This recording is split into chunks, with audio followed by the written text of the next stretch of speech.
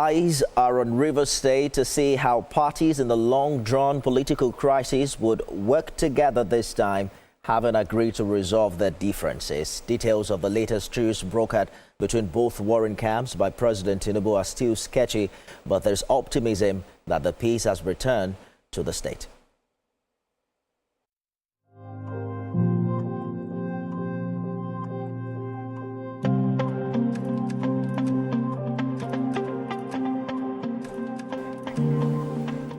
Here is a timeline of the major events that brought the state to the brink before a federal intervention brought temporary calm.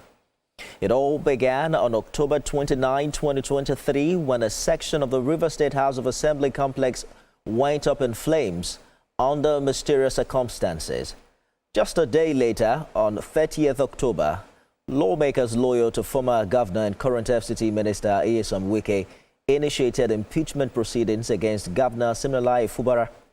By October 31st, President Tinubu stepped in to mediate the political rift between the two estranged allies.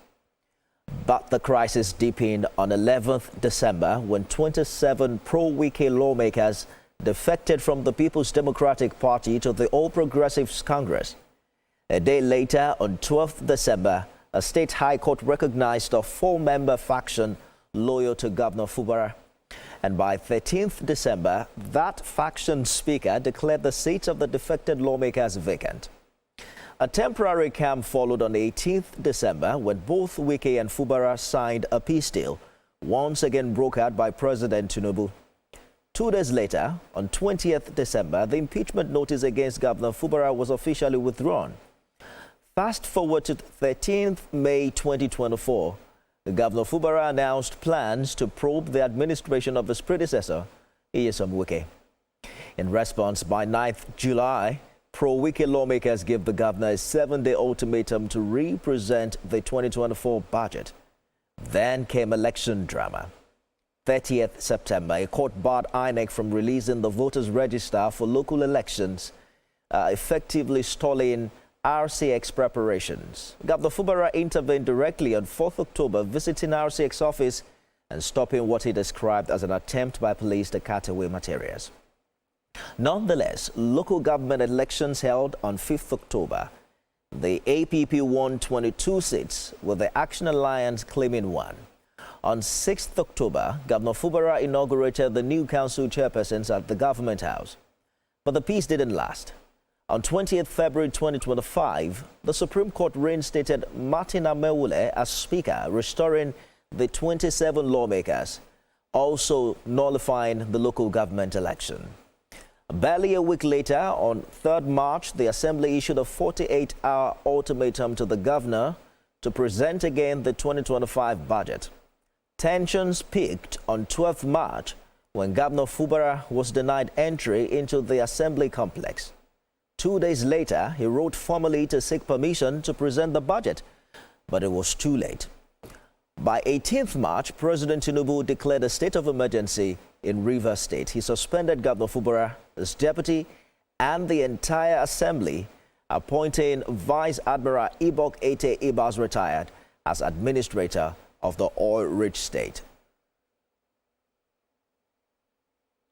But what's the situation right now in Port Harcourt? TVC News correspondent Uche Okoro joins me for more.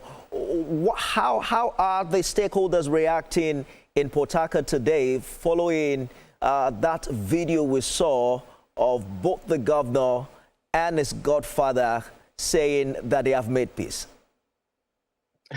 Nifemi, that was Godfather is quite a controversial one. That's a word that is going to generate a lot of a word that has generated a lot of controversy here in Rivers. So we should be careful how we use that word.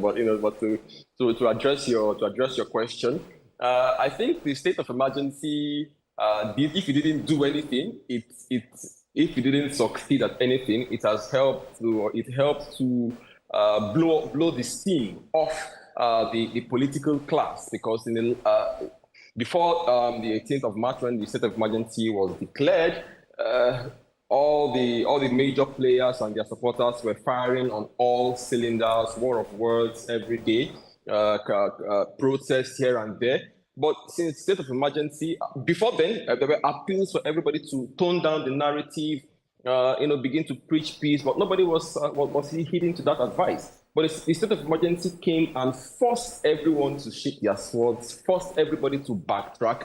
And I can tell you that between then and now, the politicians seem to have had time to reflect, time to think, because I've spoken to a number of them today to try to feel their pulse and get their reaction. And many of them have told me, Uche, it is time for the state to move forward. This state has been embroiled in political crisis for a very long time. It is time for us to change the narrative. It is time for other states to begin to talk about Rivers State from a different perspective. Rivers State has been embroiled in political crisis right from 2013. I've been following the politics of this state. We've not known peace politically as it were. So members of the political class are saying they are tired, they are exhausted, even if the peace may not be coming from the abundance of their heart, but at least a semblance of it.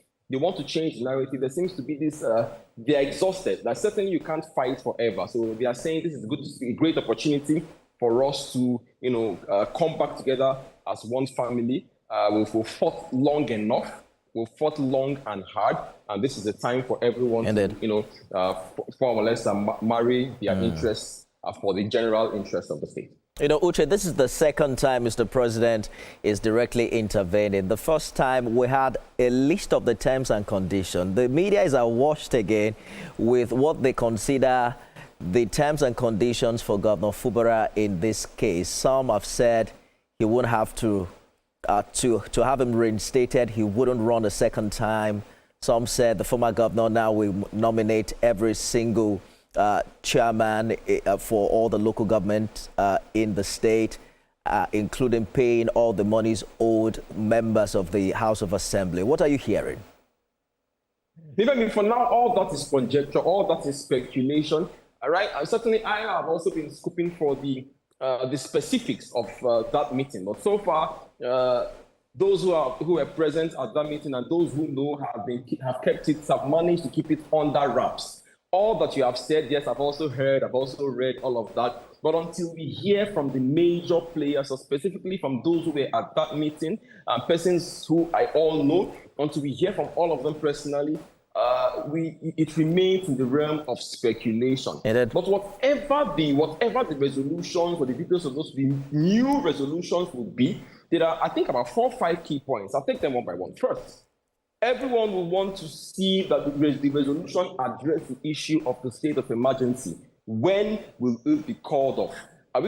Should we expect it to run the course of 6 months, or should it be now, by virtue of this new resolution and new reconciliation, will it be called off prematurely? People also want to see. Will also want to see if the House of Assembly will continue or not, or discontinue the alleged plots of impeachment and all of that, and see how the governor is going to work with the House of Assembly as well, and see if perhaps those lawmakers who were on the governor's side, they will be absorbed for the Assembly to come back as one big happy family. So those are the issues that we expect the resolutions to address. But for now, the governor is still in Abuja. I'm also told the sole administrator, Vice Admiral Ketei, retired, is still in Abuja. But hopefully this gentleman would return to the leaders of both camps return to Rivers State anytime soon and address their supporters, address their members, and paint a clearer picture for everyone.